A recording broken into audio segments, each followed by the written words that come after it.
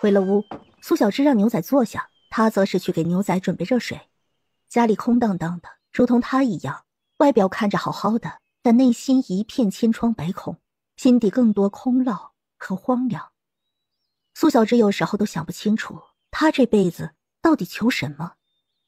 在牛仔面前坐下，苏小芝刚想开口问牛仔会怎么帮她，牛仔就先一步开口了：猿人把眼睛闭上吧。牛仔微微笑了笑，苏小芝看着牛仔空洞的眼睛，总觉得他在看她，又好似不是看她。她闭上眼，视线瞬间变得黑暗，一瞬间让她有些紧张。有2声奇怪的声音响起，听在苏小芝的耳朵里感觉特别清楚，这声音好似就在她耳朵边上，又好似从她脑海里生发出来的。陌生奇怪的感知，苏小芝很想逃避，她想睁开眼睛，却发现此刻的她怎么都睁不开眼了。苏小芝，去吧。好似从天边传来虚无缥缈的声音，苏小芝觉得她一下子好似被什么东西吸去了一样。睁开眼，四周一切都变得不一样了。她的面前五彩纷飞，像是一个千奇百怪的海市蜃楼，每一针都是她，等着她去感受，每一针都对她有着致命的吸引力。她忍不住去触摸她自己，接着她就被吸进去了。一次又一次，苏小芝从一开始的惊喜到惊恐到抗拒，她大哭求饶，但都没用。她依然被一次次地吸入那些地方，感受着千百个苏小芝的千百个命运。而这些苏小芝都源于她心底深处所有的不满来源。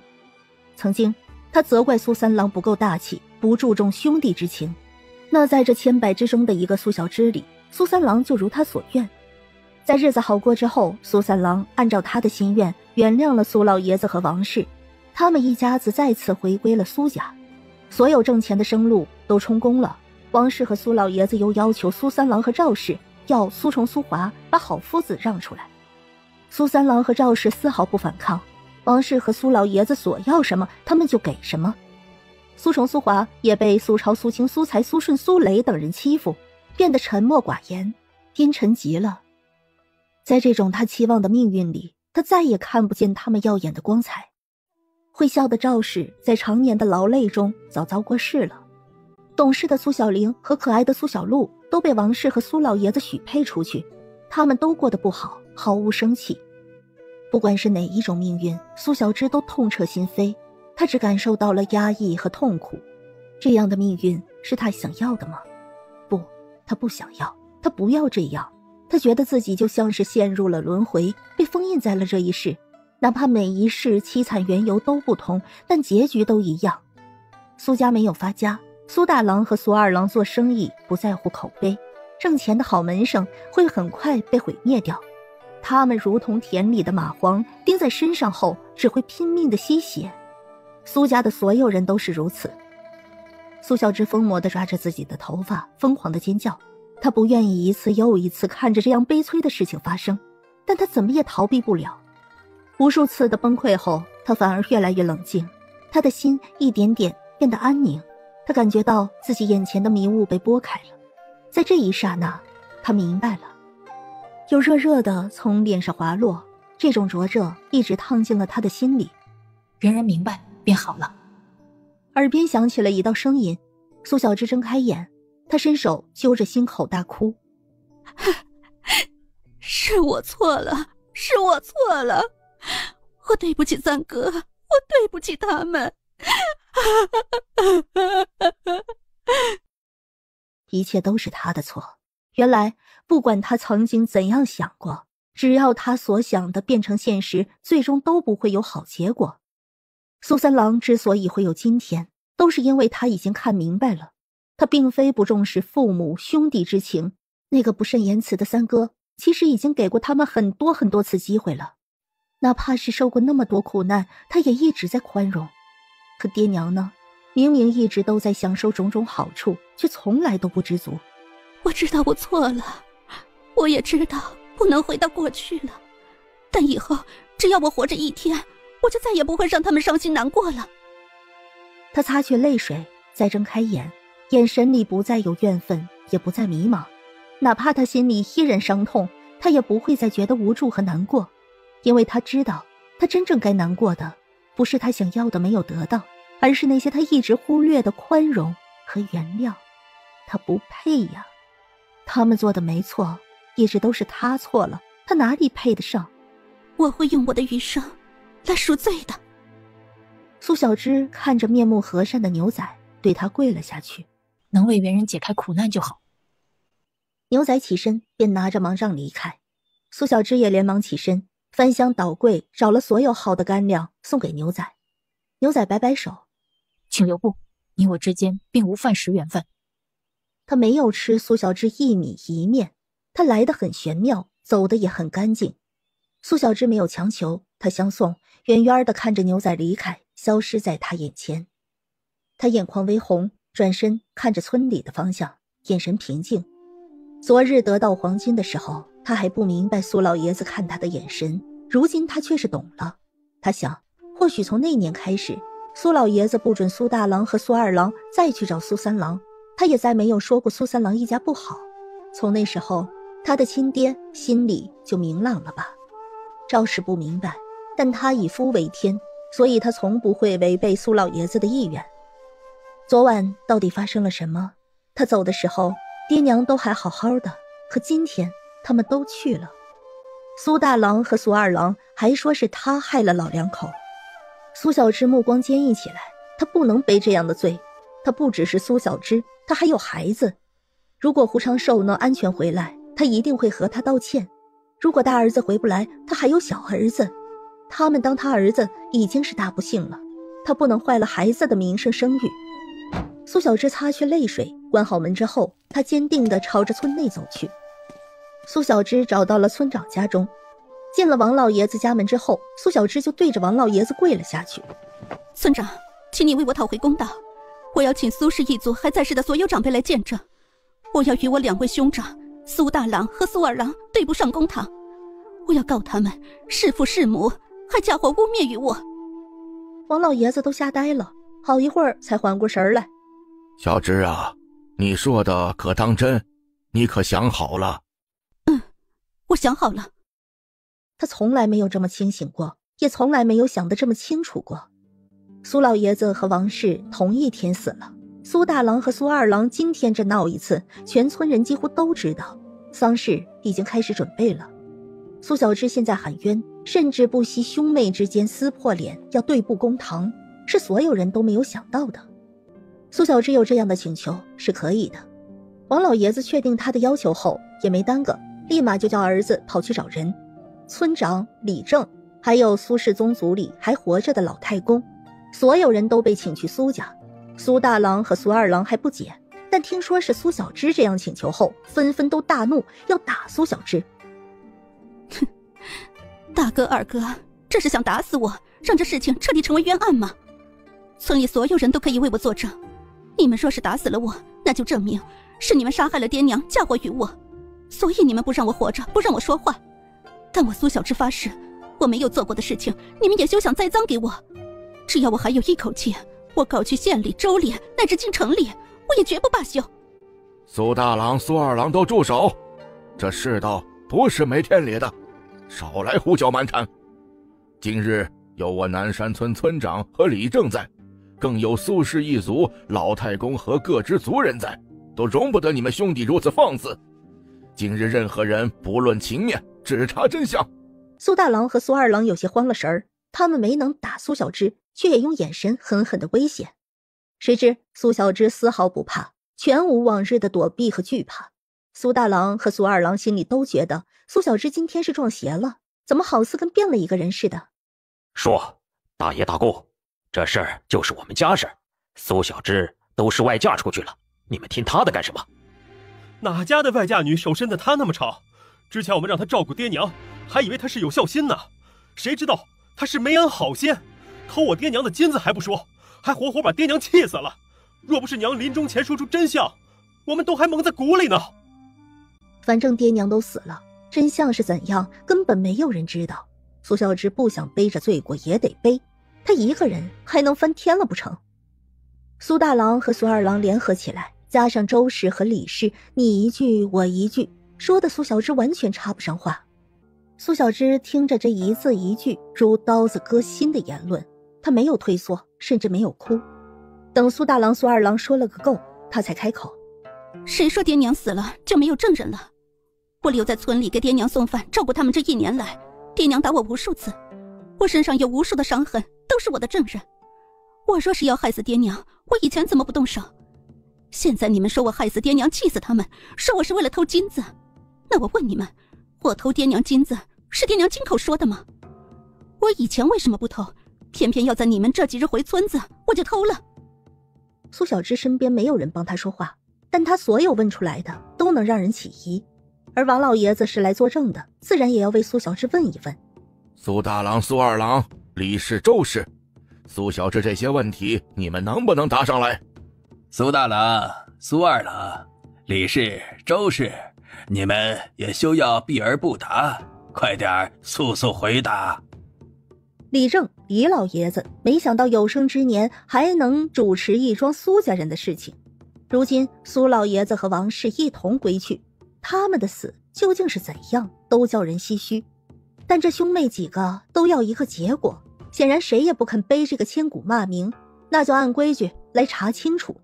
气死爹娘，大逆不道，不孝，要是被坐实，那一家子走到哪儿都要被戳脊梁骨的。苏大郎和苏二郎相互看了看。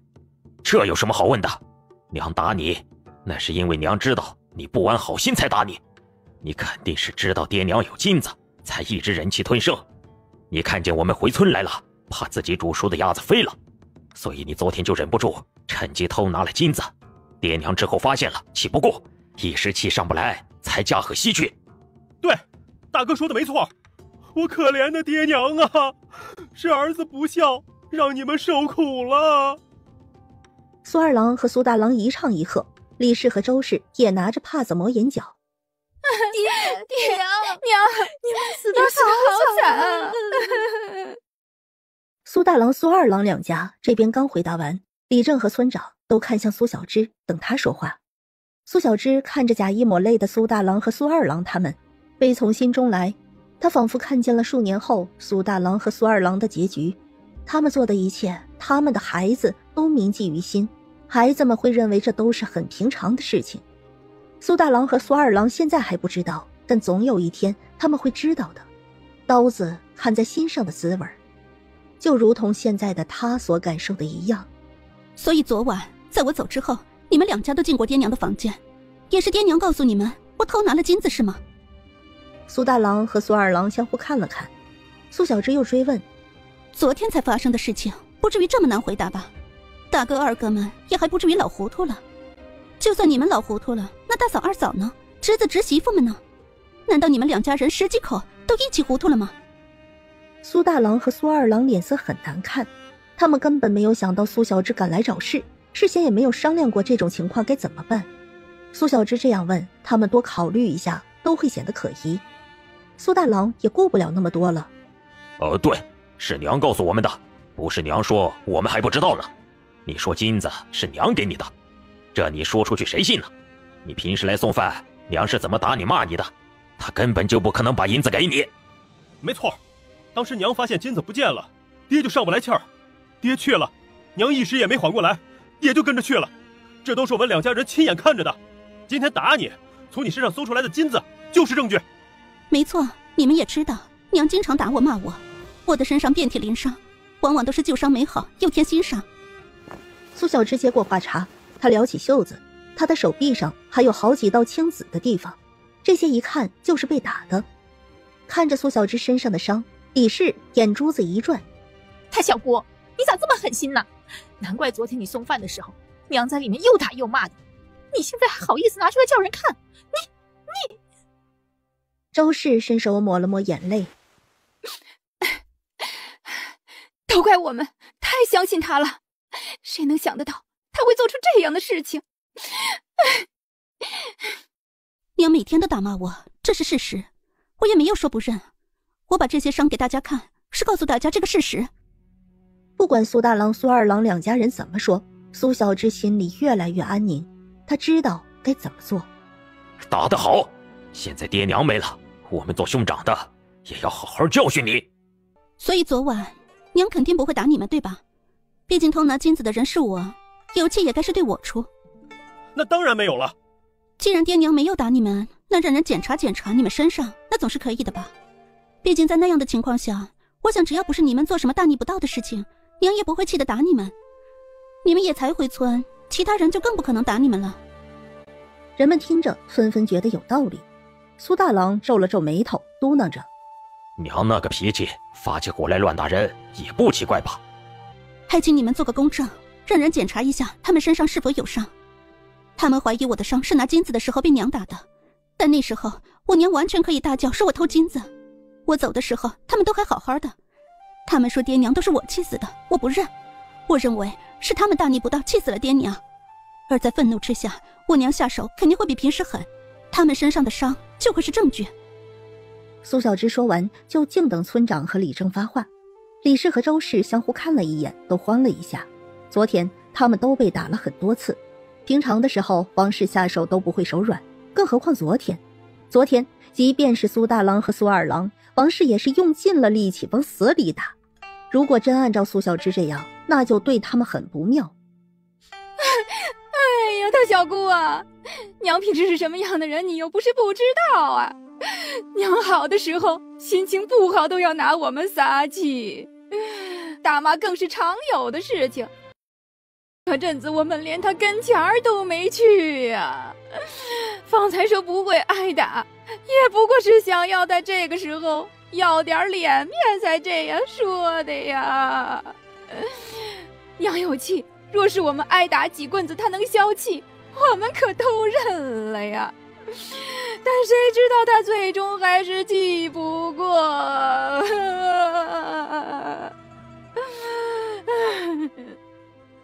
周氏自认为比李氏聪明圆滑，苏小芝一个人还想给他们挖套，要不注意还真叫他得逞了。李氏反应慢了一步，有些气，但这会儿不是内斗的时候，他立马附和着哭了2声，朝着周围看热闹的妇人们抱屈：我们娘是什么样的人，大家乡里乡亲的谁不知道呢？他打骂我们哪里还需要理由？人们点头，王氏这人算是村里头一份儿，要是能和他并肩的，那就只有陈家那老婆子。可能是因为苏三郎和陈虎都飞出这小村子了，两家老婆子在教训儿媳妇这方面手段是半斤八两，所以李氏和周氏这样说也站得住脚，他们也没说错。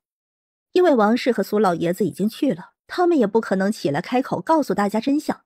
真正的真相就只有苏小芝和苏大郎、苏二郎他们各自知道。如今兄妹对簿公堂，势必有一人说的是真的，有一人在撒谎。对于李氏和周氏的抱屈，苏小芝也不回避，她依然冷静。这是其中一个方法，这条路行不通，她还有一个方法。大嫂二嫂的意思是，昨晚娘打了你们出气？苏小芝这坚定寻求答案的样子，让李氏和周氏一时为难住了。周氏没有很快回答，他总觉得苏小芝在挖坑。明明刚才他话里的意思已经暗示着昨天王氏打了他们了，苏小芝为什么还非要问他们，他在图什么？周氏知道苏小芝肯定是在算计什么。李氏下意识地看了看周氏，周氏不是个好人，他这会儿不说话肯定是有什么顾虑。李氏原本到嘴边的话都咽回去了，他要等着周氏先回答，这可能出错的事情他可不出头。李氏和周氏都没有回答。李老爷子皱了皱眉头，严厉地问：到底是打了还是没打？打了。周氏垂下头，他想了想，还是认了。万一他不认，苏小芝要求别人检查他们身上，那最后也瞒不了。李氏看周氏说了，他也就低着头不说话，反正他也不出头，就算有什么也和他无关。村长、李正、几位太公，你们也听清楚了吧？我不知道昨晚到底发生了什么，但现在相信大家已经清楚地知道2点。第一点，我离开的时候爹娘都还好好的活着。第二点，也就是关于那块金子，到底谁才是气死爹娘的人？我身上有伤，他们身上也有伤，都挨打了，这就说明其实我们兄妹都有可能是那大逆不道的人。人们纷纷皱眉，苏小芝这样说也没错。同样的事情，苏大郎、苏二郎都说是苏小芝，那苏小芝说是苏大郎和苏二郎也没错，这下子到底是谁气死了苏老爷子和王氏？苏小芝和苏大郎、苏二郎的嫌疑都是一样多。李正和村长等人都严肃了起来。你这话说的也没错，情理上也都有理有据。什么意思啊？难道我们这么多人作证，还抵不过他一张嘴？苏二郎也感觉到了不好，明明一开始大家都是有些相信苏小芝偷拿了金子，气死了爹娘，但是这会儿大家看苏小芝和看他们是一样的，看起来苏小芝似乎没洗脱嫌疑，但实际上大家都在朝着苏小芝身上偏了。面对苏大郎的气氛，苏小芝依然面不改色，她镇定地看着不太镇定的苏大郎和苏二郎。大哥、二哥，公道不是人多就说了算的。那你说怎么办吧？我们都说是你，你不认，你就拿出证据来，说这扯那儿的干什么？你有人证吗？物证有吗？或者你也可以学那戏曲唱的窦娥那般，同老天喊冤，血溅3尺，以告天神啊！苏二郎瞪了苏小芝一眼，反正人死不能复生，昨晚的事情也没人知晓，苏小芝真是反了天了。但任凭他再怎么闹，也闹不出什么。苏二郎故意刺激苏小芝，如果苏小芝心智不坚定，只怕要被刺激的一时想不开，以死证清白。苏二郎的恶意，苏小芝感受到了，他没有被打倒，甚至连哭都没有。所以我请求村长李正还有诸位太公为我苏小芝写诉状，层层递上，请求官府派人下来查探真相。我也请求将我爹娘尸身冰冻留存，等待仵作尸检，看看我爹娘到底是死于几时。说完转身就对着村长等人跪下了。不行，这要是真的上面来查了，仵作来验尸了，要是真的查出什么来，那对兄弟二人可一点好处也没有。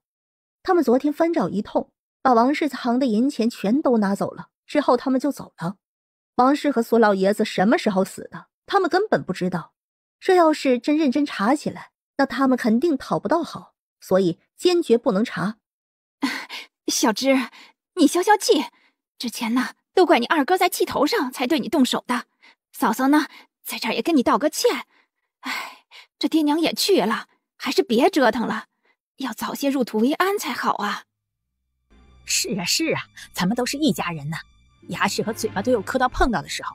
小芝你别往心里去，你大哥就是这性子，别说你了，就是我都得挨他2拳头呢。李氏也反应过来了，他们都不傻，回过神来惊出一身冷汗。苏小芝太冷静了，从找来这么多人开始，她就是有预谋的。李氏和周氏再看苏小芝，心里都怕。以前的苏小芝畏畏缩缩的，哪敢这样反抗他们？这一点也不像苏小芝了。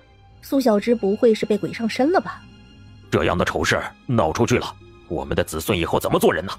而且爹娘也去了，不让他们入土为安，不得安宁，那就是我们做儿子的罪过。你说我们污蔑你，大不了我们向你道个歉。苏大郎也反应过来，他凌厉地看向苏小芝，示意他见好就收。苏二郎也打着哈哈，他叹了口气，悲伤地看着苏小芝。哎，小妹，这事情也怪大哥二哥太冲动了，现在想想实在对不起你，冤枉了你。爹娘身体不好，爹已经躺在床上下不来了，想抬个手都难，娘也下不来，只有上半身能动。他们本就是活一天少一天，都怪我们小心眼了。苏大郎和苏二郎服软，苏小芝会算了吗？大家心思各异，苏小芝神色平静。听着大哥二哥和大嫂二嫂的意思，这是承认冤枉我了。如果是以往，他或许就不会再抓着不放了，但今天他没有忘记自己来此的目的。苏小芝的问话让大家都等着苏大郎和苏二郎回答。王老爷子和李老爷子等人都看着苏大郎和苏二郎。苏家宗族的几位太公等得不耐烦了，到底这是怎么回事啊？四狗和王氏到底是你们兄妹谁害死的？两兄弟相互看了看，很不甘心，但也没有办法。苏小芝跟鬼上身一样，和以前完全不一样，一步也不让。都是误会，都是误会。爹娘的身体不好，其实昨晚小芝回去后，娘就叫了我们兄弟进房，哭着打骂了我们一番。最后她像是魔怔了，开始交代后事。当时我们都没放在心上，早上起来发现他们过世了。我们兄弟二人越想越不对，以为昨天娘的反应是受了委屈，早上小芝来本是炸他一下的，谁知道他身上有金子，我们就更误会了。现在真相大白了，我们也意识到冤枉小芝了，让他受了委屈。我这个做大哥的带个头，跟小芝道个歉，希望小妹别生气了。说完，对着他鞠躬。这是他短时间里能想出来最好的自圆其说的办法了。苏二郎眼珠子转了转，也很快的反应过来。小芝儿，二哥也跟你道歉，你大人有大量，别跟大哥二哥计较啊。李氏和周氏也紧随其后对苏小芝道歉。大小姑，真的对不起，让你受委屈了。我们跟你道歉，你千万不能跟我们生分了。李氏假意的擦了擦眼角，心想这都道歉了，苏小芝应该满意了吧。小芝，都怪我们记糊涂了。小磊他们呀，总说你是最好的姑姑，这嘴巴和牙齿都会磕碰，一家人呀，闹了误会都正常。你看，如今说开就好了，你说是吧？周氏也附和，这会儿就是希望苏小芝能放弃，就这样大事化小，小事化了就好。既然冤枉了我，那爹娘给我的金子就请你们还给我吧。这块金子他必须要，这是他的清白，他要让大家都知道他是清白的。苏大郎、苏二郎抢去的，就要恭恭敬敬的还给他。苏小芝要金子，苏大郎和苏二郎脸色都不好看，好话也说了，他竟然想狮子大开口。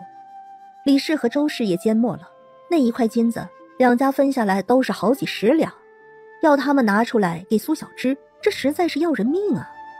不止苏大郎和苏二郎不高兴，两家的儿子都露出了不满之色。苏青怨愤地瞪了苏小芝一眼。小姑，你已经是外家了，爷奶怎么可能给你金子呢？你这话说出来就站不住脚了呀。爹娘和二叔都给你道过歉了，你还想怎么样啊？人太贪心了可不行啊。苏顺也是撇了撇嘴。小姑，以前怎么没看出来你居然是这样的人？哼，我的好侄儿们，你们也算是读过几年圣贤书的人，应该懂得抢别人东西是不对的吧？你们两家从我身上把金子抢了去，如今还给我才是公道。你们可以平白幻想，凭空猜测冤枉我，那我是不是能说是你们半夜对爹娘做了大逆不道的事情，气死了爹娘？亲哥顺哥，你们心里难道就不怕吗？你们读那几年圣贤书，你们的爷奶是多么偏袒你们，你们都忘了吗？你们就不怕午夜梦回的时候他们来讨债吗？苏小芝厉问的语气让苏顺和苏青都有些吓住了。昨晚的事情只有他们两家人知道，但苏小芝这样责问，就好似他看见一样。两人都有些心虚，一时间都哑然沉默了。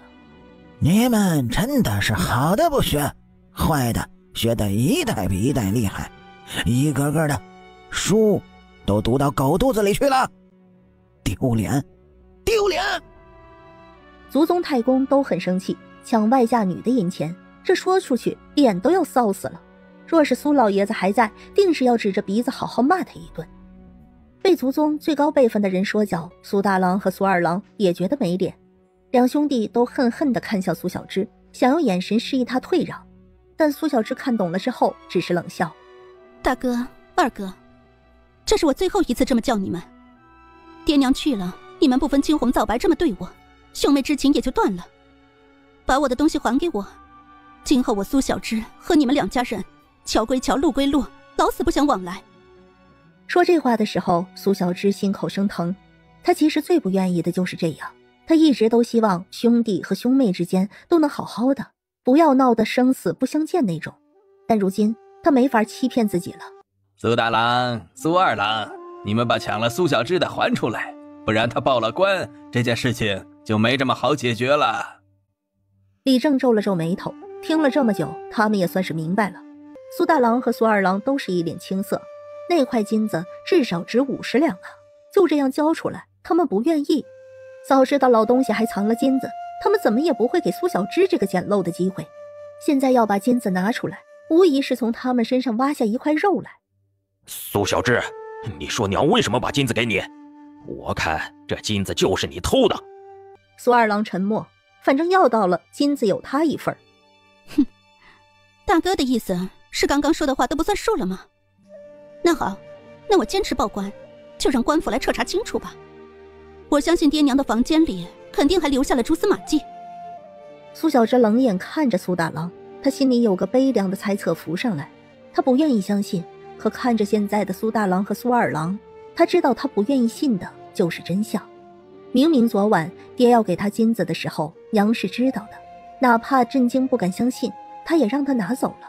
他还怕让人知道，故意咒骂他，所以爹娘是不可能气死的。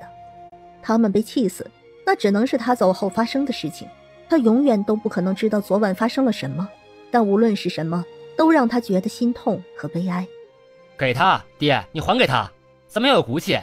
一时被银钱迷了眼睛也正常，毕竟我们都是俗人，但咱不能让后人瞧不起咱们。将来咱们后人说不定有大出息，不能为了区区几两银子坏了根基啊。苏顺脸色有些发白，他对着苏大郎开口。今天的苏小芝不一样，他们都感觉到了，再纠缠下去没有任何好处。而且他现在满脑子都是以前爷爷活着的时候，又和昨日怒目而视的爷爷重合，因为心虚就更怕。苏大郎并不情愿，他又没下毒，爹娘自己小气气死了，也怪不得他。但这金子的价值是实打实的。苏顺看向苏大郎，唇色已经有些发白。爹。苏大郎不情愿，李正李老爷子直接开口。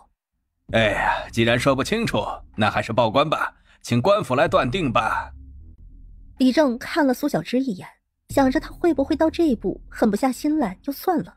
苏小芝这个人也算是出名的，大家都说她是好闺女，哪个娘家不希望有这样的闺女？但是站在婆家一头，又对她嗤之以鼻，恨之入骨。大家都说家里要是有个这样的儿媳妇儿，真是倒了8辈子霉。许多人说这样的儿媳妇儿就应该好好收拾她，不然家里的一砖一瓦只怕都要被她拿去填补娘家了。那就报官吧。还给你，还给你！你滚出我家大门，永远不要再踏进一步！苏大郎红着眼，愤怒地把金子拿出来砸给苏小芝。苏小芝平静地把金子捡起来揣入怀中，她知道她赢了。她看着视她如仇人的两家人。昨晚的真相究竟如何，我们谁都不知道，只有你们两家人才清楚。但我苏小芝，不管是以前还是以后，我都问心无愧。爹娘在世的时候，我能做的不能做的我都做了。无论过去多少年，谁人论起我苏小芝，我扪心自问，我不怕。但举头三尺有神明，人看不见，神看得见。我是这样，我希望你们也是这样。爹娘最好是病故而去，如果不是，将来终会有一天会遭到报应的。他的话像是诉说真相，又像是诅咒。人们看苏大郎和苏二郎的神色都复杂了起来。王老爷子不禁摇头叹气，养儿子养成这样，到底是悲凉啊。爹娘当然是病故他。他小姑，之前我们误会你是我们不对，现在误会也解释清楚了，金子也都还给你了。你若是说那些引人非议的话语，你就别怪我们没给你好脸色了。大家都看着苏小芝，苏家人都盯着苏小芝手里的金子。如果现在苏小芝把金子拿出来，他们还是愿意认他的。苏小芝没有看苏家人，他转身对着村长等人深深的鞠躬。多谢诸位来为我还个公正，谢谢你们了。村长，我想将我的房屋卖掉，村里人如果有需要的话，15两银子就成。苏小芝说出了卖房子的话。前几年她在那一处安家落户的时候，房子建的都还不错，加上地基和周边的一点菜地，远不止15两。苏小芝这话一出，就有人搭话。小芝啊，你说的是不是真的呀？我想买你家的房子，你真的要卖了吗？我准备卖了。苏小芝看着村长开口说，你家若是需要的话，我优先卖给你。这一次他准备回去了，而且他再也不回来了。王老爷子的确有些心动。小芝，多谢你了，如果你真的考虑好了，那我家愿意买下来。那请叔走一趟吧。王老爷子点头。苏小芝又看了看族中几位太公，他恭敬地鞠了一躬。多谢诸位太公，今日也请大家做个见证，从今以后，我苏小芝和苏大郎、苏二郎两家人再无瓜葛，今后老死不相往来。兄妹之间的断绝往来，就比父子之间简单多了。一般说过话之后，没有往来的就真的没有往来了，哪怕隔着不远，也再也不会再见一面。苏小芝走后，看热闹的也都散了，该帮忙的也都忙着各自的活儿。人人都知道苏小芝拿回了那一块让人非议的金子，人们纷纷猜测是不是苏大郎、苏二郎心虚，不敢和苏小芝对簿到公堂去，才做出妥协。真相究竟如何，谁也不得而知，只有纷纷感慨唏嘘一场。苏小芝没有参加父母的葬礼，置换了房屋的银钱，她收拾了自己的东西就离开了南山村。她走得很沉默，苏小芝回了小湖村。随着入暮之下越来越熟悉之后，她渐渐泪目了。她是忐忑的，看着曾经熟悉的家冒起了炊烟，苏小芝脚步逐渐沉重，到了家门口也不敢显身进去。曹氏开门出来，看见苏小芝，曹氏手中的小盆掉在地上，苏小芝跪了下去，给曹氏磕了个头。娘，对不起，我来赎罪了。苏小芝很怕曹氏不接受她，曹氏只是悠悠地叹了口气，伸手把苏小芝扶了起来，什么也没说，拉着苏小芝进屋吃饭。胡长阳看见苏小芝，他没有曹氏那么宽容，冷着脸不叫娘也不说话。苏小芝心里绞痛，但她知道这都是她应该受的，她亏欠了她的孩子太多太多了。曹氏一直在观察苏小芝，苏小芝的变化是他预料之外，不过到底能维持多久还得再看看。她老了，身子骨只会越来越差，说不定哪天就倒下了。胡长寿去了雾里，也不知道能不能平安出来。苏小芝能回来，多少也能帮着撑住家里。她毕竟是孩子的娘，再坏能坏到哪儿去呢？虽然不知道发生了什么事情，但只要苏小芝有所觉悟，就是好事情。曹氏给苏小芝夹菜，多吃点吧。苏小芝泪如雨下，她大口大口地吃。夜里，胡长阳洗漱之后就回房睡了，苏小芝和曹氏一屋，他亲自给曹氏洗脚。曹氏本不要，但拗不过他。等睡下后，哎，小芝啊，这次回来就不走了吧？你别怪婆子多嘴，寿哥和杨哥都有自己主意了，许多是非他们心里都有一杆秤。有些东西呀，耗费完了就再也没有了呀。我明白，我知道我该做什么了。寿哥和杨哥都有自己主意了，许多是非他们心里都有一杆秤。有些东西呀，耗费完了就再也没有了呀。我明白。他自知不是一个心智坚定、果断利索的人，如今醒悟，他会用后半辈子来赎罪。他会关闭他的心，也会闭上他的嘴。苏小芝拿出金子和银子交给曹氏，给寿哥、杨哥成家用吧。曹氏拿着沉甸甸的金银，百感交集，最后他收下了。好了，睡吧。过几天我们一起去上炷香，为寿哥祈福，盼望他平安归来。曹氏语气虔诚，那是他的大孙，胡家的长孙，即便是折寿10年换取孙儿平安，他也乐意。苏小芝闭上眼，他造的孽难辞其咎，若是苍天在上，他希望老天爷能保佑他儿子，哪怕用他的命去换也可以。胡长寿独自走进雾中，他很警惕，呼吸都轻了，似乎担心惊动了什么。等到视野越来越开阔之后，他也被那些茂密的丛林震撼。这就是异域，异域里和外面有着很大的不同，吸入肺腑的空气更舒服，树木也更巨大，一切都生机勃勃。胡长寿先观察了一下四周，找到了人走过的痕迹，他决定跟着痕迹走，如果顺利的话，他只是晚了2天或者3天而已。他跟着痕迹走，最终就能找到小鹿和他会合。他先前也了解一些，异域里的兽类比外面的凶猛巨大，他只是力气大一些，不是无所不能。所以最好的最安全的办法就是追上苏小鹿他们一行人。前面2天胡长寿的确是按照这个法子走的，他不停地找痕迹走，还做下记号，这样就能防止他走丢，这样不至于没追上苏小鹿，他自己还迷失在这雾里。白天的时候随便吃干粮应付一下，晚上的时候找一棵大树爬上去。一连追了10天，胡长寿也没追上苏小鹿他们。他有些沮丧，今天他没有找到痕迹，那接下来的路就只能靠他自己走了。他该走到哪儿呢？胡长寿最终决定继续朝前走。或许是老天眷顾，前行半天，他再次看见了一些痕迹。这些痕迹看上去是打斗过，许多枝桠都被扫断了，痕迹上看着一片狼藉。他更小心了些，跟着痕迹继续前行。约莫过了2刻钟，他听到了有人说话的声音。胡长寿一喜，没有多想就追了过去。废物，一点用都没有的废物，我养你有什么用？养你还不如养条狗。差不多的年纪，数次是人家的手下败将，如今一条大蛇你都对付不了。白柳夫人沉声呵斥，她身边垂着头跟着的白许捏紧了双拳，她身上的衣衫带着血，走路也有些踉跄，但白柳并没有等她。白许忍着疼痛极力地跟上，她唇色苍白，眼神带着讨好。婆婆，是雪儿没用，求婆婆再给雪儿一个机会，下一次雪儿一定能成功，一定会拿那妖蛇蛇丹给婆婆下酒。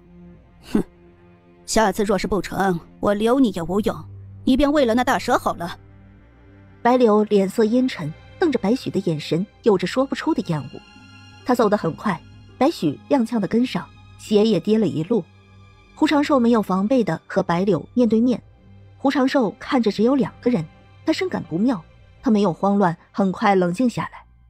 白柳皱了皱眉头，小后生一个人？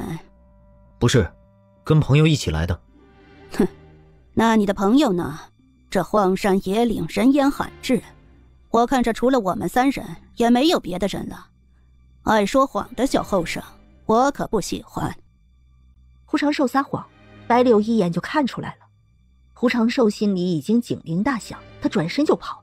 但很快一阵疾风袭来，胡长寿只觉得肩膀一阵剧痛，他不受控制地倒下去。胡长寿就地一滚，很快又站起来，做出了防御的姿态面对白柳。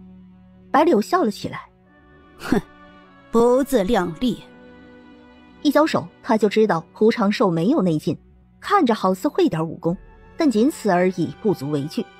白柳很快地将胡长寿点了穴道绑起来，他拖着胡长寿扔给白许，把他给我看好了，2日后用他做诱饵。这一次你若是拿不下那妖蛇，休怪我无情。请婆婆放心，雪儿这次一定不会让婆婆失望。他渴望得到一个安抚的眼神，但至始至终从白柳眼神里看见的只有冷漠，无尽的冷漠。白柳冷沉地继续朝前走，白许推着胡长寿在后面慢慢地跟上。胡长寿被绑之后一直很沉默，他或许感受到了这一老一小之间关系的奇怪。这个叫雪儿的姑娘身上有伤，在流血，但长辈显然一点不关心，还一个劲儿地责怪她没用。胡长寿观察着四周，白许冷冷地瞪他一眼，安分点儿，不然我就挑断你的手筋。胡长寿收回视线，请姑娘安心，我不会起什么心思的。白许不再搭理胡长寿，他累极了，头脑昏昏沉沉的，脚步如同千斤重。他很想停下来休息一下，可婆婆不停下来，他就不能。他喘息声很重，视线也越来越模糊。姑娘，你的手臂在流血，这种草嚼碎敷在伤口上可以止血。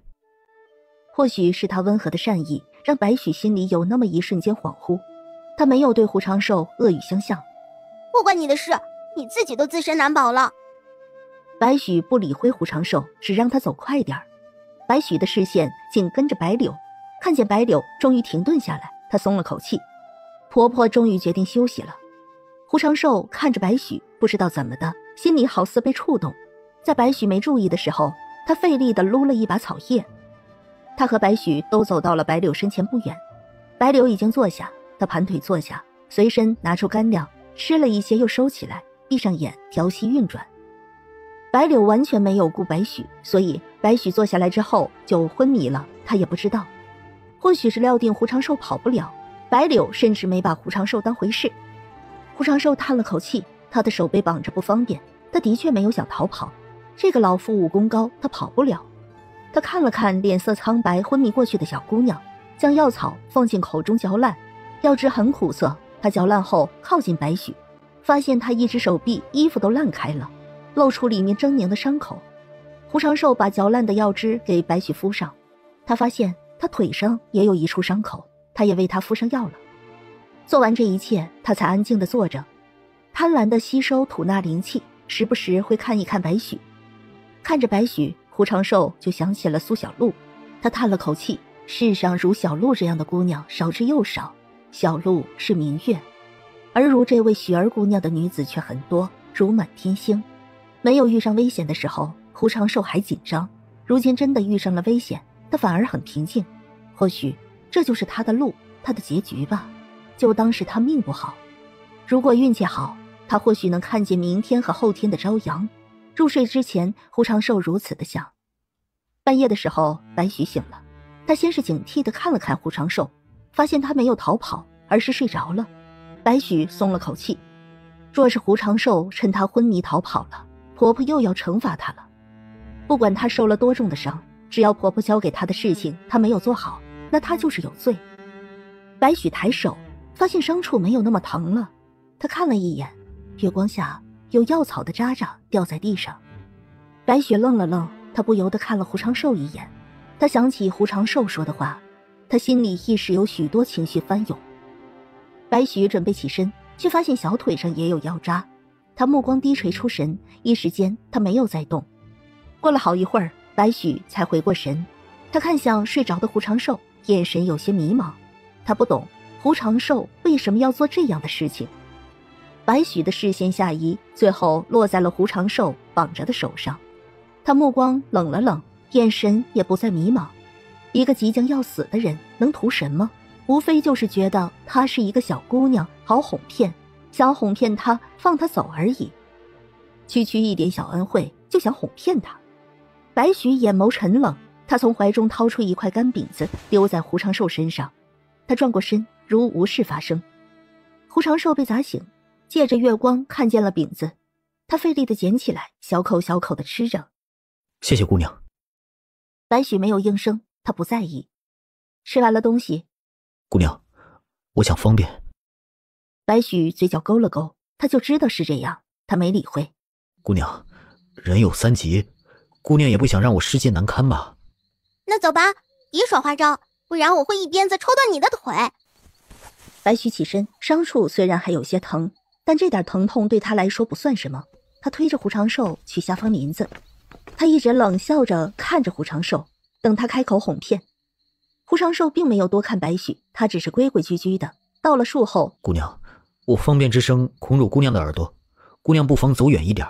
姑娘若是不放心的话，可以用绳子将我绑在树上，防止我逃跑。哼，不用了，你不过比我多了几两烂肉，我不在意这些，我也没有什么忌讳。过了一会儿，白许听到了淅淅沥沥的声音，像是下雨。他很快意识到那是什么，脸色一沉，皱起了眉头。没多久，声音就停了。姑娘，我好了。白许带着胡长寿回走，一直回到了白柳身前不远处。胡长寿坐下，闭上眼睡着，他都没有开口提过有关于方便之外的事情。白许皱着眉头，他抿了抿唇，不由得看了胡长寿一眼，最后他咬唇安慰自己，这一定是他更深沉的阴谋。他没有开口，是因为他心思深沉，还在酝酿。他一定是把婆婆说的2天时间记住了，所以接下来的2天里，他一定会伺机行动的。如此想着，白许心里才安心了些。他不再多疑，用心的运功，让自己的伤势好得更快。第二天，白柳没有给胡长寿吃任何东西，白许也没有。关于胡长寿给他敷药的事情，他也只字不提。第3天，白许好了很多，他走路已经不瘸了。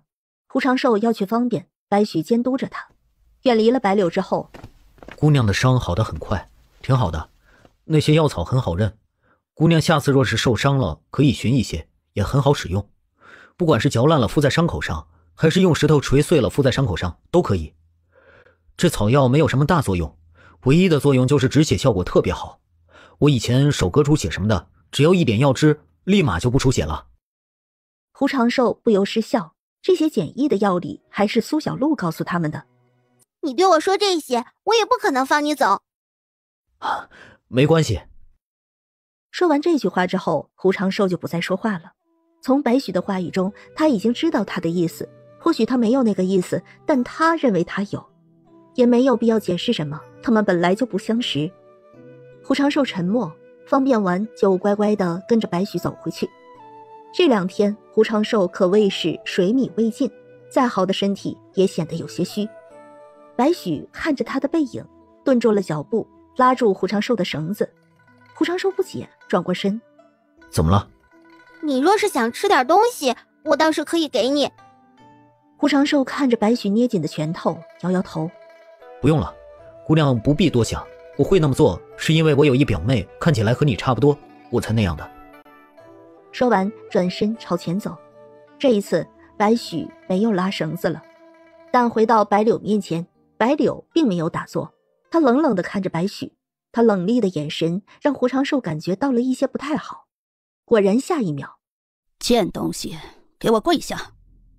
白许愣了一下，有些不解，但还是立马就跪下认错了。婆婆别生气，雪儿知道错了。知错？哼，我看你根本就不知错。白柳走在白许面前，他居高临下的看着白许，没有预兆就抬脚踩了白许的肩膀，迫使白许下压趴在地面上。你说你知错，那你说说你哪儿错了？白柳冷漠，带着嘲讽的笑，刻意的刁难。白许艰难的抬眸看他，眼里有了泪花，他忍着泪又忍着痛。婆婆，求婆婆告知雪儿，雪儿一定会改。会改？我看你可不会。白柳眼神一冷，踩着白许的肩膀又用力了几分。胡长寿看着揪心。这位夫人，她是您的孙女，她还小，什么都不懂，您就宽容一点吧。他听着白许叫白柳婆婆，以为白柳是白许的奶奶，因为有的地方叫奶奶就是婆婆。白柳冷漠地看了胡长寿一眼，一个劲风过去，胡长寿就被打得后退了好几步，艰难地跌坐在地上喘息。白柳蹲下身，捏着白许的下巴。我倒是不知你小小年纪别的本事没有，倒是把狐妹子的本事学得足了，这么小年纪就已经会勾男人了。我没有，婆婆，我没有。白许不知道婆婆为什么这样说，她感觉很羞愤，也很难过。她的脸很疼，但心却更难过。没有？那她为何对你笑？你们在那后面卿卿我我的说什么了？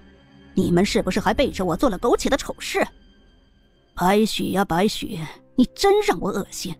我怎么就教养出你这么个废物又丑陋的东西？我看你就不应该叫白许，你应该叫白狐妹子，下三滥的东西。白许明白了，原来他和胡长寿说话被看见了。胡长寿也听见了，他没想到这个女人是为了这样的事情发火。他很愤怒，白许才多大，她看起来比苏小璐还小点，根本不到婚配的时候。他都没有往那方面想，没想到这个夫人却这样想。这位夫人，这世上的男子千千万，难道每一个和你孙女说过话的男子，你都这样想吗？你是个什么东西？你敢这样和我说话？白许眼睛赤红，手里捏紧了鞭子。婆婆别生气，雪儿这就杀了他，是雪儿错了，雪儿不该跟他说话。说完，提着鞭子愤怒地朝胡长寿走去。胡长寿看着白许，他看出来了，这一老一小都不正常，但他不觉得这是白许的错。白许这样子一看就是这个老妇人教出来的。哼，我看你也不过是个被男人抛弃伤害的可怜虫罢了。因为你自己被伤害被抛弃，你才把你的孙女也教养成这样。我虽然不算什么人物，但我自认为我比你高贵。你受过的伤害，为什么不去找伤害你的人，而要来伤害比你弱小且敬重你的亲孙女呢？在我看来，你才是丑陋的。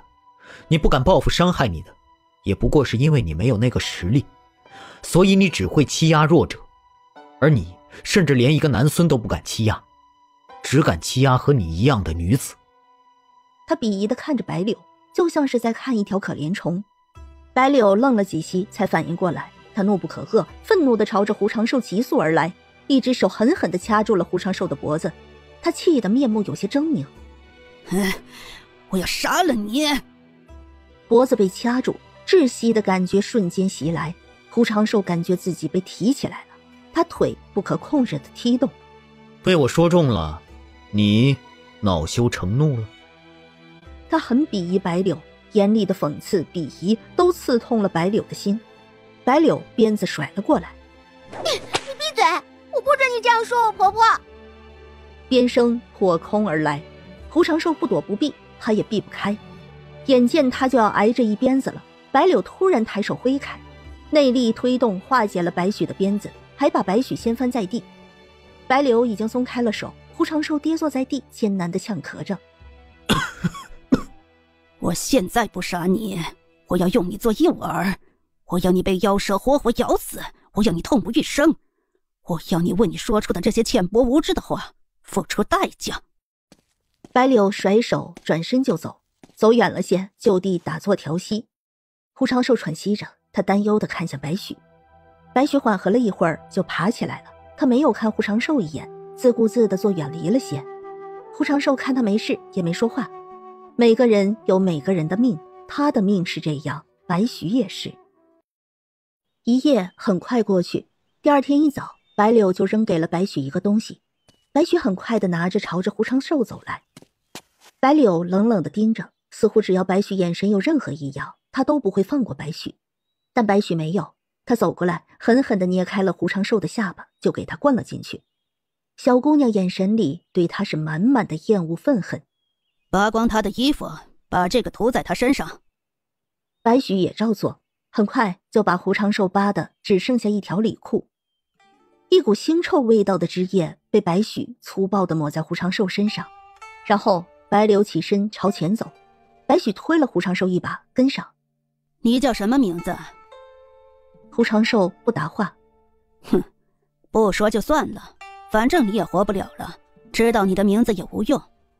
不过你是第一个敢那样对我说话的下贱东西，你不告诉我名字，我也会拿着你的东西出去查。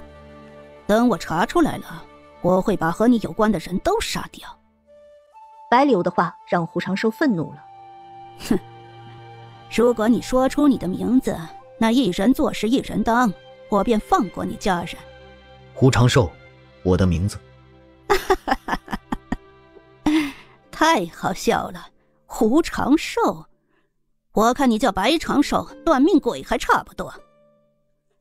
放心吧，我不会找你亲人麻烦，但我会查出来的，告诉他们你死了，知道你这个短命鬼死了，而且死得非常惨，他们肯定哭天抢地的。眼见着胡长寿无能狂怒的样子，白柳心里得到了大大的满足。胡长寿刺激他，他就用同样的方法报复回去。胡长寿叫他难堪，他也能叫他生不如死。胡长寿的确很愤怒，却是什么也说不出来。他咬牙切齿，嘴唇发颤的样子，让白柳看了心情大好。白柳走在前方，一边走一边笑。胡长寿捏紧了拳头，最终又松开。白柳的确刺激到他了，他并不在意苏小芝知道死讯后，但他在意奶奶和小弟。如果他死了，他们知道之后一定会很痛苦难过。可这就是他人刀俎，我为鱼肉的无奈和痛楚。白柳想要他的命轻而易举。一路上沉默，白柳带着胡长寿和白许来到一个洞口。这个洞口有水缸粗，靠近了还能闻到一股腥味儿。白许上前把胡长寿手上的绳子解开了，转而绑住胡长寿的脚。从始至终，白许没有再多看胡长寿一眼，也没有说一个字，足见一点，飞身朝着一个大树杈子而去。在这转变之间，胡长寿被刀吊起来了。胡长寿看见白许和白柳都飞身到了另一根树木枝丫上隐藏起来。作为诱饵，胡长寿没有大喊大叫，从一开始的晃动到最后静止不动，但他身上的腥臭味道却随风传去很远很远。蛇妖，胡长寿知道他们要抓的大概是一条蛇，但能用人当诱饵，那得是多大的一条蛇呢？1个时辰过去了，2个时辰过去了，3个时辰过去了。胡长寿觉得浑身的血液都凝固了。他费力地看了看白许和白柳藏身的地方，他们依然藏身在那儿，并没有离开。很显然，他们很笃定妖蛇会来。眼看着天色越来越晚，透过一些缝隙能看见唯美的晚霞。胡长寿放空了思绪，他想，能在死前看一看如此美景也是好的。有什么细碎的声音响起，胡长寿只觉得腿上一痛，他下意识地惊呼一声，而他的身子也开始晃动起来。他四处看了看，终于看见了白许和白柳口中所说的妖蛇，他的内心全是震撼。这的确可以说得上是妖蛇，因为比人还粗，是一条通体黝黑的大蛇。它缓缓地朝着他游动而来，似乎被他身上的某种味道所吸引。胡长寿想起来了，这是白许往他身上涂抹的东西，想来这东西就能引诱大蛇来吃他。或许这东西还是有毒的，大蛇吃下它之后就方便白许他们了。胡长寿开始挣扎起来，剧烈大弧度的晃动使得他像是荡秋千一样。他脚上的绳子一松，整个人一下子砸在地上。大蛇已经慢慢地游得靠近了，胡长寿什么也不顾，爬起来就跑。眼尖的他看见一截尖锐的棍子，他顺手捡起来。他呈迂回路线跑，回头一看，那大蛇也在疯狂地追他。胡长寿一时不察就摔倒了，几乎是下一刻，蛇妖的尾巴就卷了上来。胡长寿清晰地感觉到他的腿骨在一瞬间断了，他手里的半截尖锐棍子此时可以派上用场了。大蛇打7寸，哪怕是这么大的蛇，7寸处也是致命的地方。胡长寿粗略地算了一下，就确定了一个位置。他没有时间多想，用力高举棍子，然后就狠狠地刺了下去。他就这一次机会，若是错了或者没刺进去，那他就不会再有机会了。但出乎胡长寿意料的是，棍子刺进去了，他力气大，棍子几乎全部没入大蛇的7寸处。胡长寿只觉得身下一松，就看见大蛇疯狂扭动，蛇尾疯狂扫动，被扫中，胡长寿只觉得腰都好似被拍断了。他眼花缭乱，看见白许和白柳都飞身下来。白许朝着妖蛇飞去，手里的鞭子疯狂抽打，妖蛇的动静越来越小，渐渐的就没了动静。哼，你倒是命长，误打误撞竟刺中他的7寸。白柳看着胡长寿冷哼一声，就朝着妖蛇尸体而去。胡长寿看着那大蛇此时没有了动静，横在地上，怎么看怎么叫人生畏。白许倚靠在树上喘着气，白柳走向大蛇，拿出长剑，直接就在大蛇7寸的位置下下剑剖开。7寸之处似乎有些不同，白柳伸手进去搅动，没一会儿就掏出一枚绿油油的蛇胆，有鸡蛋那么大。白柳勾唇露出个笑意，仰头直接生吞了进去。他舔了舔嘴角的血迹，露出满意的神色。正当他准备再对蛇妖尸体动手的时候，有什么大物尖笑着急速而来。白柳立马飞身后退到白许身边。胡长寿看着来的东西也吓傻了，那是一条比刚刚的大蛇还大1倍的大蛇。他到了大蛇的尸体面前，用脑袋顶着大蛇的尸体，好像想把它顶起来。可那妖蛇已经死了，7寸处有盆大的一个洞，蛇胆都被白柳吃了，再怎么样也不可能复活了。婆婆快走，这条妖蛇显然是刚刚那条的母亲，妖蛇实力可怕，不宜硬碰。他们之前就对付过妖蛇了，还受了伤。蛇的尾巴拍打的力量可怕，而且蛇皮坚硬，根本刺不穿。蛇腹柔软一些，但他们根本就碰不到。胡长寿知道蛇的7寸处有那一节棍子钉进去，才侥幸要了妖蛇的命。但这一条处于狂怒的状态，他的毁灭能力只会是更可怕的。白柳没动，他冷冷地看着白许。怎么心疼你的情郎了？他这个诱饵还没有发挥他真正的作用，如今又来一条，正好是他有用的时候。白许心口一疼，却还是摇头解释。婆婆，我没有心疼他，他只是担心有危险。只见那大蛇拱不动地上的大蛇尸体后，整个竖立起来，发出类似于悲鸣的呼声。接着他就锁定了白柳的方向。被盯着，白柳吓了一跳，他意识到是自己吃过蛇胆，所以被盯住了。他皱了皱眉头，从怀里摸出一瓶灵药，开了瓶子就倒进嘴巴里。嚼开灵药后，清香入喉，覆盖他口中的腥味。但蛇是记仇的东西，盯住了白柳就不放弃。他甚至没看白许和胡长寿。白柳飞身上树，那大蛇毫不犹豫的蛇尾扫过去，有人腰粗的大树直接就被扫断了。婆婆，我来帮你。白许见此，毫不犹豫地飞身过去帮忙，哪怕他自己也有伤，他受伤的时候，白柳可没动过。白许飞身过去，抽了大蛇一鞭子，给白柳解了围。鞭子打在大蛇身上，一点痕迹也没有，只是激怒他。大蛇愤怒地嘶吼，他的蛇尾拼命拍打，白许受了一下就被拍飞了。大蛇依然锁死白柳，解决了白许，就朝着白柳攻击而去。追着白柳，蛇尾甩拍，白柳有些招架不住。白柳看着大蛇口腔里喷出黑色的液体，他连忙避开，但手臂还是沾上了几滴。他皱起眉头，那几滴毒液几乎是瞬间就腐蚀了衣物到他手臂，疼痛，钻心的疼痛。这记仇的东西如果不想办法避开，只怕今日难脱身。他不但要防备那损坏力惊人的蛇尾，还要防备着腐蚀力极强的蛇毒液。白柳有些烦躁，他飞身朝着白许而去，把大蛇往白许的方向引。雪儿，拿弯月刀划他豆腐。白许听话，取出了一柄匕首，在白柳将大蛇引过来的时候，他矮身一滚，将匕首插入大蛇腹部。这种妖蛇只有腹部才刺得进去，但它最柔软的地方应该是7寸。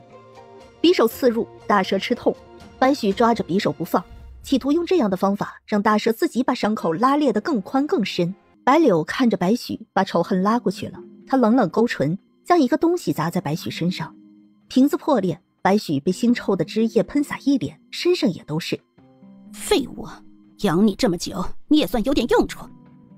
白柳说完这句话，头也不回地飞身逃离。他已经得到过一枚蛇胆了，已经足够。这大蛇都是记仇的东西，可这东西周旋，他没准要吃大亏。这种妖蛇带着灵气，实力可怖，他可不想葬身于此。现在有白许转移仇恨，他正好趁此脱身。白柳抛弃了白许，白柳飞逃离开，白许睁大了眼眸。婆婆！她不敢相信婆婆竟然抛弃了她，婆婆怎么会抛弃她呀？但不管白许如何不愿相信，这就是事实。白许躺在地上半天没动弹，他不是不动，而是他难以动弹，浑身都在疼。大蛇发出尖笑之声，就这么一会儿功夫，白柳已经逃走很远了。胡长寿，你快趁此走吧，这东西记恨我，目前顾不上你。你吃了解药就跑，这解药能解你吃下的毒，你身上的东西找个有水的地方洗一洗就行。白许朝着胡长寿的地方丢了个东西，胡长寿接住，他皱了皱眉头。白许没有再看他了，他捏紧了鞭子，似乎在蓄力准备做最后一战。胡长寿心里五味杂陈，这样的一个姑娘受过那么多疾苦，却还在这个时候把生路给他，他不像是他表面的样子。可他捏紧瓶子，却怎么也做不出离开的举动。大蛇朝着白许扑去，白许翻滚几圈避开，踉跄地站起身，甩着鞭子。白许没有功夫管胡长寿，他甩鞭子的力度并不大，而且他的身手并不灵活，5脏6腑都在痛。被蛇尾扫中一下，他感觉自己都快拦腰截断了，手里的鞭子也握不住的脱手。他感觉自己撞在树上，又砸在地上。他看见蛇尾重重垂在地面，他被震飞。大蛇用脑袋顶着地，他没有第一时间吃了他，而是残虐戏耍折磨他。他觉得自己浑身都疼，只盼望着快点解脱。意识越来越薄弱之际，他重重地落在了地上。模模糊糊的，他看见大蛇像是被雷击中一样，整个身体都绷成一条直线。白许喘了口气，看见有碗粗的血柱子从蛇身分离出来，像是有意识一样，朝着一个方向被吸引去。他扭头一看，所有的蛇血竟然被胡长寿吸进嘴里了。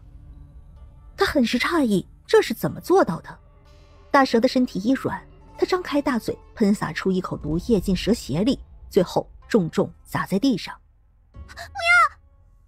白许只来得及喊一声，但已经来不及了。所有的蛇血，包括毒液，已经被胡长寿吸入嘴里去了。只见胡长寿肚大如10月怀胎的妇人，他双目紧闭，一动不动的不知死活。白许咽了咽喉咙，他知道是胡长寿救了他。白许心口哽咽，他不懂为什么只见了几天的人会用命来救他。明明他对他一点也不好，他为什么不跑？为什么要救他？胡长寿救了他，可他敬爱的婆婆却将他抛弃，不惜舍弃他的命。白许心里很难受，他说不清是恨还是怨。他望着天空好一会儿，夜幕降临，星星闪烁。白许动了动身子，他艰难地爬到大蛇尸体边，抓住那匕首，开始剖开大蛇的尸体。婆婆不惜代价也要吃的蛇胆，想来应该是好东西。她这条命是捡来的，偷来的，她要活下去。找到蛇胆，足足有2个鸡蛋那么大。白许忍着恶心，学着白柳那样生吞了下去。这味道并不好，而且很难受。可蛇胆下肚之后不久，他却渐渐地感觉到浓厚的力量。他身体里的伤被这股奇异的力量所修复，他能感觉到所有的伤都在好转，驱散了所有的疼痛和疲惫。他手臂的伤口、腿上的伤口都在以肉眼可见的速度愈合。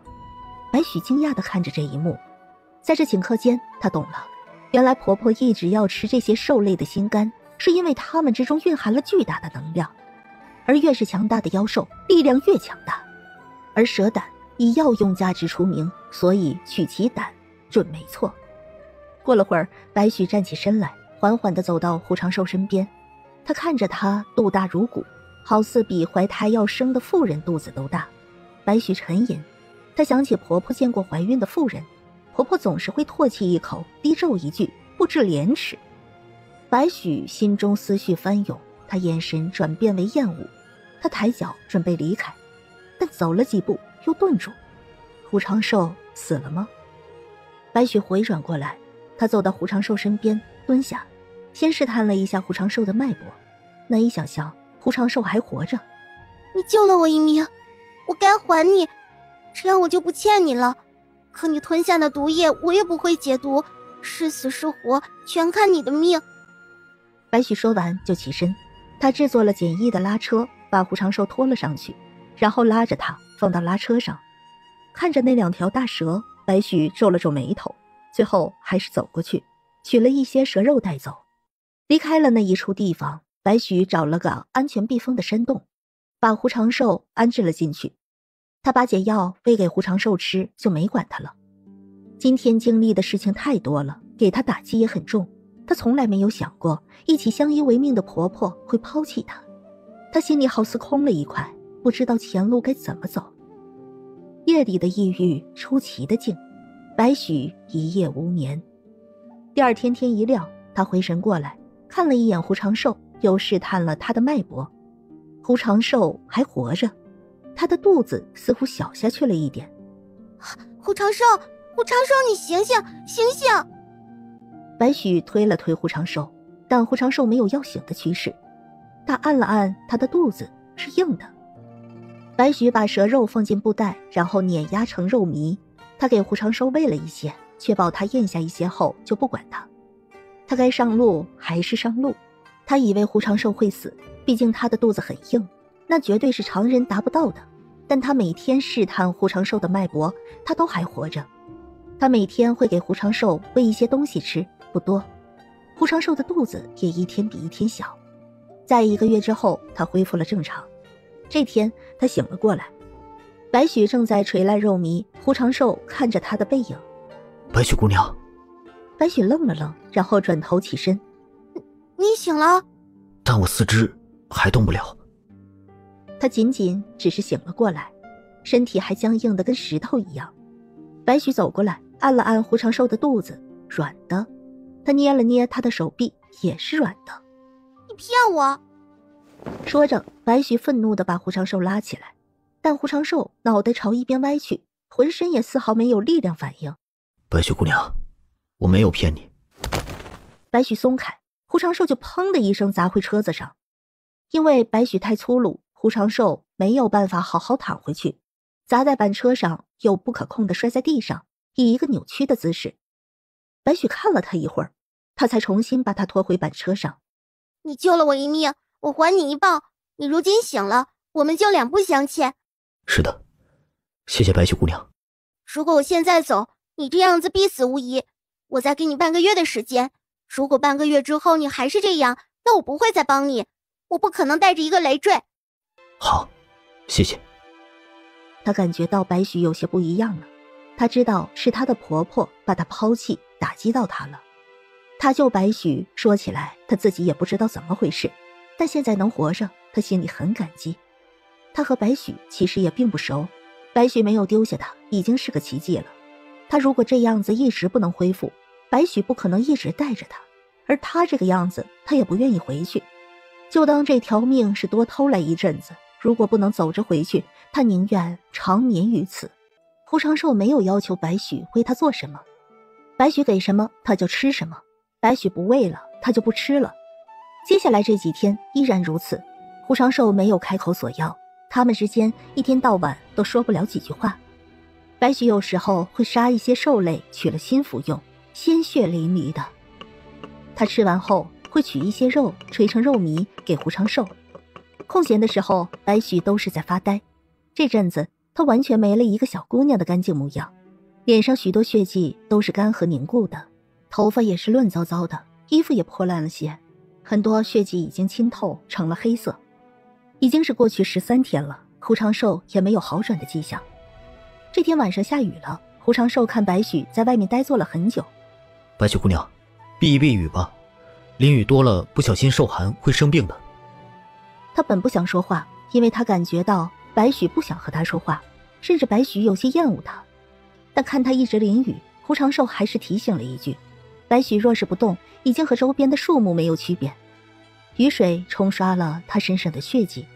听到胡长寿的话，他扭头看了看胡长寿。胡长寿已经变得很瘦很瘦了。哼，你都自身难保了，还有空管别人？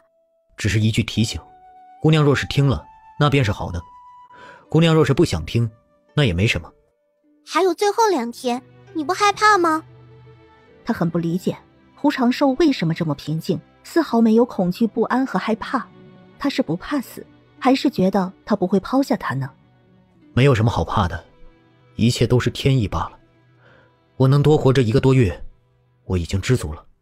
你为什么会这么想？婆婆……白许很好奇，念及婆婆，她眼里好奇的光芒暗淡下去，转为阴冷。她转过脸，算了，与我无关，我并不想知道。气氛冷到极点，两人谁也没有再说话，只有雨点吧嗒吧嗒砸落在树叶的声音点缀黑夜。胡长寿也闭上眼，迷迷糊糊的，他都快睡着了。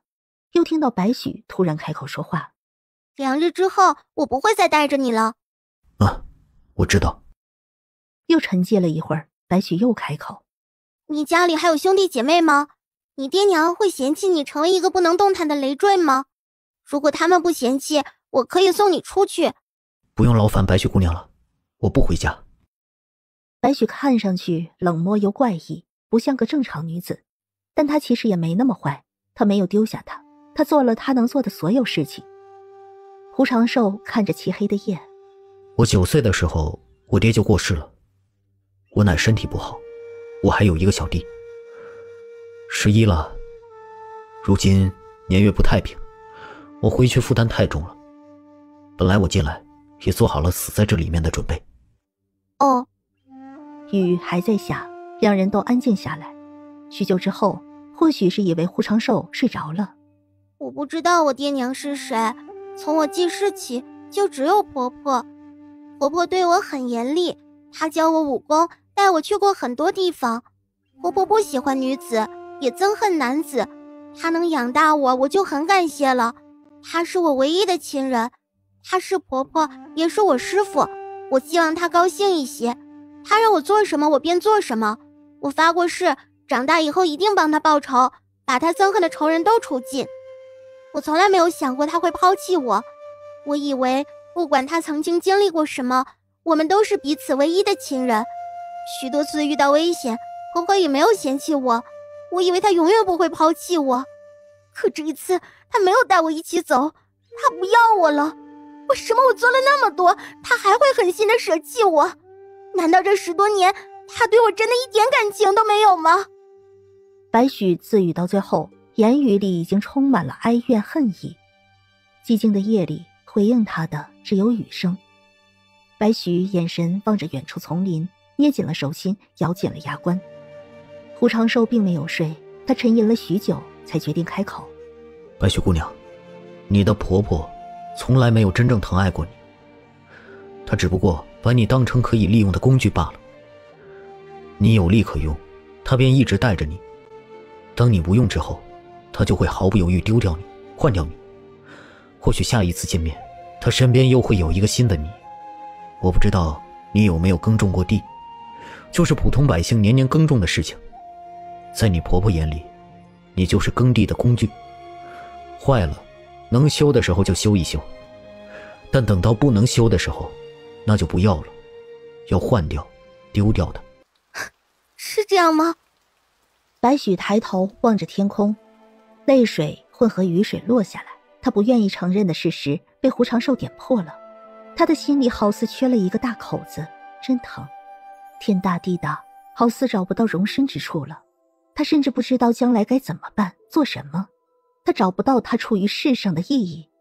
他是婆婆手中的刀，婆婆想要他打哪儿，他就打哪儿。婆婆把他丢掉，他便找不到自己的意义。白雪姑娘，天地广阔，或许你现在很难受，但总会过去的。总有一天，你一定会活出自我。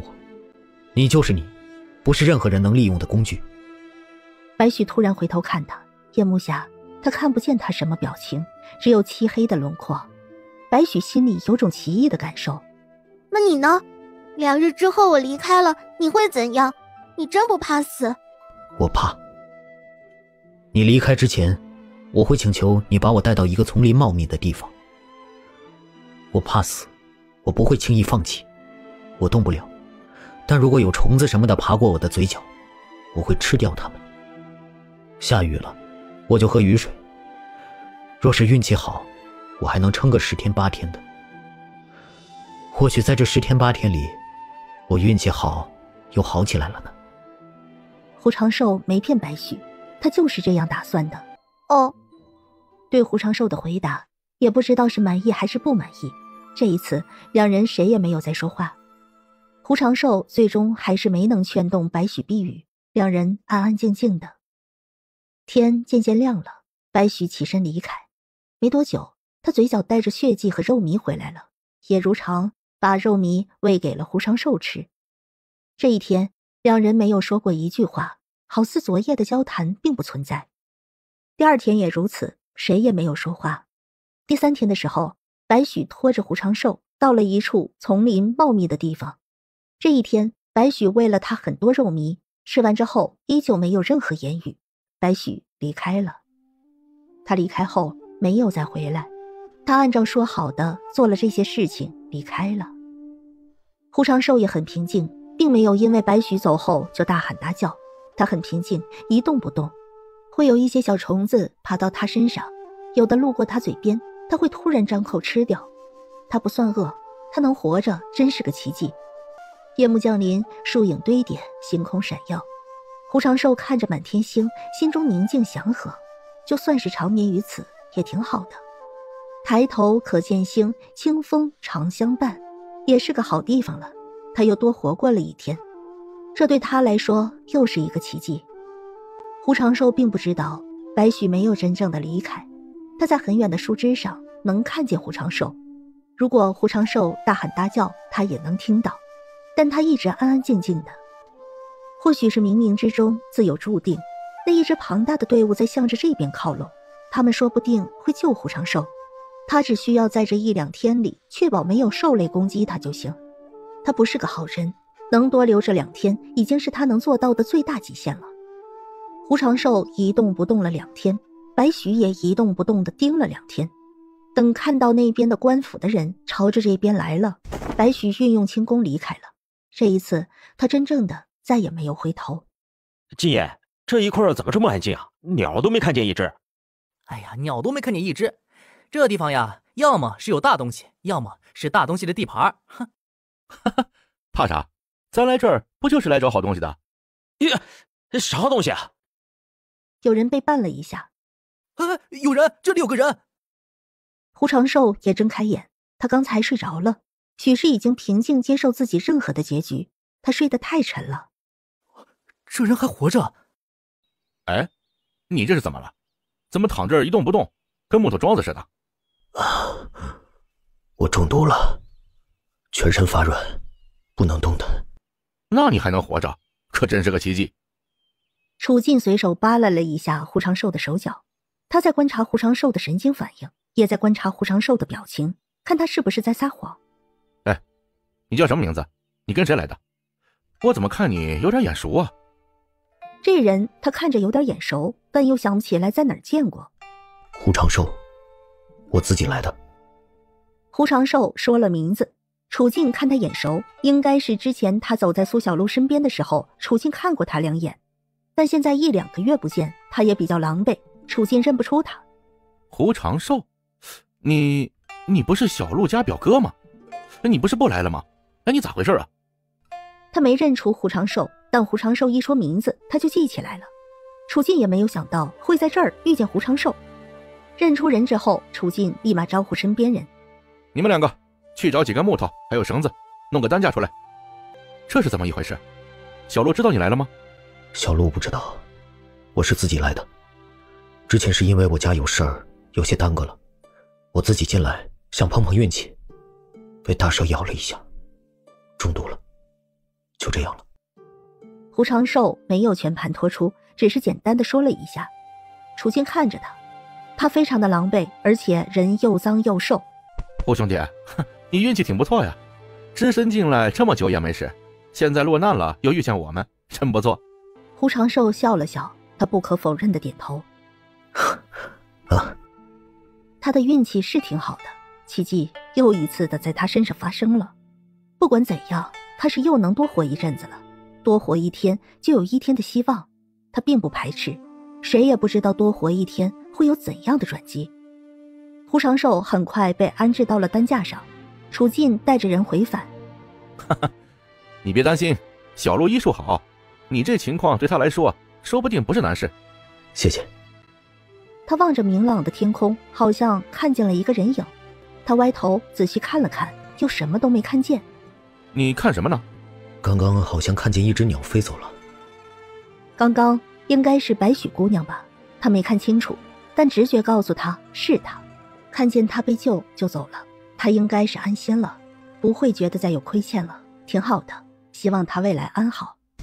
等他们走远，白许才从暗处飞身下来，他眼神复杂地盯着看了好一会儿，最终才转身走入林中。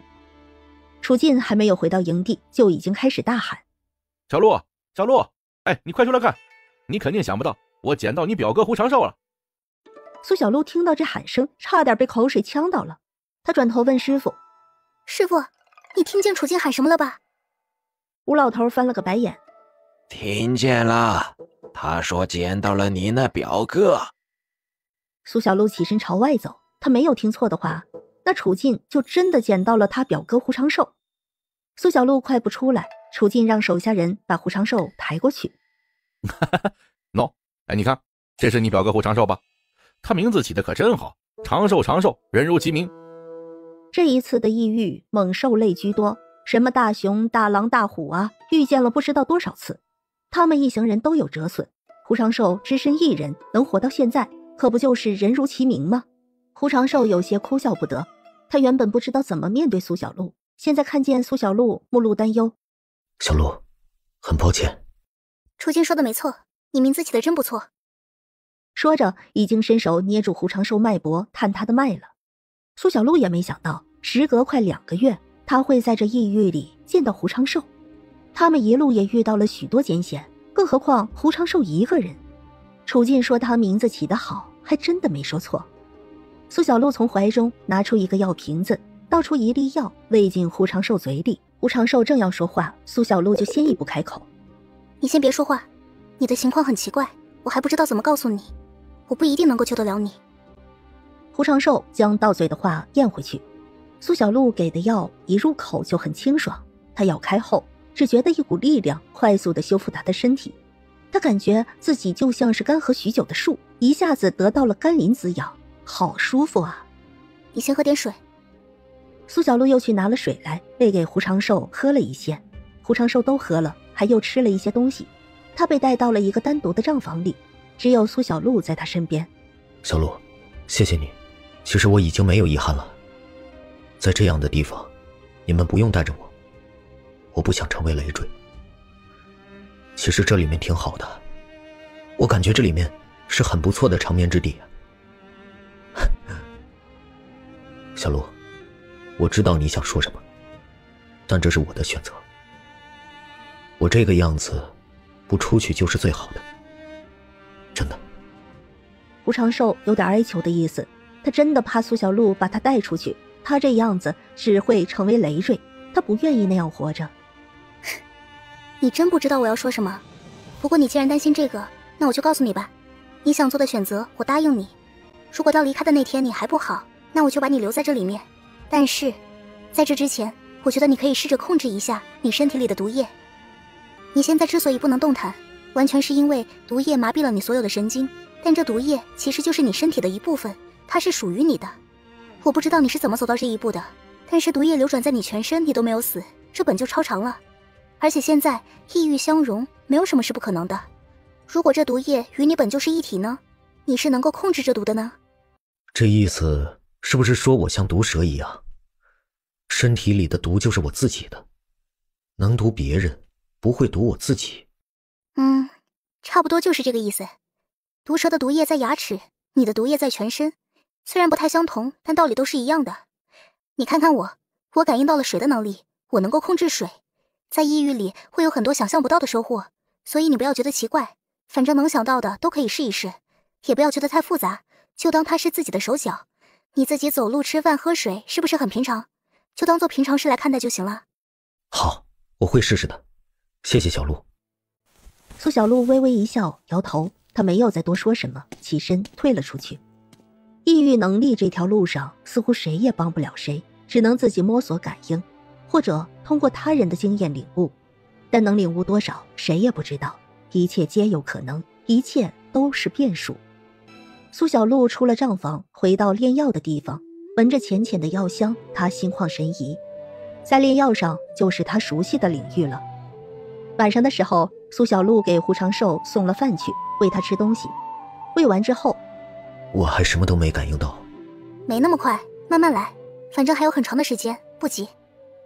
胡长寿笑了笑，他运气真的好。对了，你要不要如厕啊？你别不好意思啊，我找人帮你。没关系的，这就是件很正常的事情。苏小璐想起这件事，她很严谨。胡长寿一红脸，连忙摇头：不用，真的不用，我不知道怎么回事，我好似不需要方便。其实我已经很久没有方便了，可能和我变成这样有关系。苏小璐看了胡长寿好一会儿，确定他不是因为不好意思，他就放心了。那好吧，这段时间你就多领悟，有任何事情就跟我说说，我要是再想到什么的话就来告诉你，其他的咱们先不说，至少这阵子咱们努力努力，是吧？苏小璐认真用心的安慰，胡长寿觉得心里很暖。好，他的确应该努力，这样才对得起同样努力救他性命的人。苏小璐看胡长寿有斗志，他安心不少，起身离开。苏小璐去见了周志。自从进入异域以来，每一个人都很忙，见面闲聊的机会几乎没有。苏小璐担任药师的活，每天也忙得厉害。这是关于胡长寿的事情，他有一些想法要跟周志说一说。四哥，小璐进来。苏小璐进去，周志还在点灯看公文，这些都是从外面送进来的。他们在异域里消息闭塞，所以外面的消息要送进来。吃了吗？苏小璐点头，他随意的在周志对面坐下。四哥，我要和你说一件事情。你说。就是我表哥胡长寿，他自己进异域来了，他现在的情况非常的特别。苏小璐把胡长寿的情况说给周志听。胡长寿到底遇到什么样的事情？胡长寿还没有说，或许是他不想说，但能造成这样特别的身体，也值得深思。小璐，你这样说我也有些感悟。我们能感受到各种能力为自己所用，那有的人身体会发生一些变化也是可以的，只是发生这种变化需要某些事情或者某些原因，更或者是食用某些物种才能够有这样的转变。人体能变成毒囊而不受任何影响，或许还能手变得很长，脚变得很长，长出一对翅膀也不是不可能的。对，就是这样。苏小璐无比坚信这一点。也不知道最终会变成什么样子。四哥，你也可以试着感悟一下，或许可以将你体内的毒素转为己用。好，谢谢小璐，我会试试的。那我回去休息了。周志点头，起身送苏小璐出去。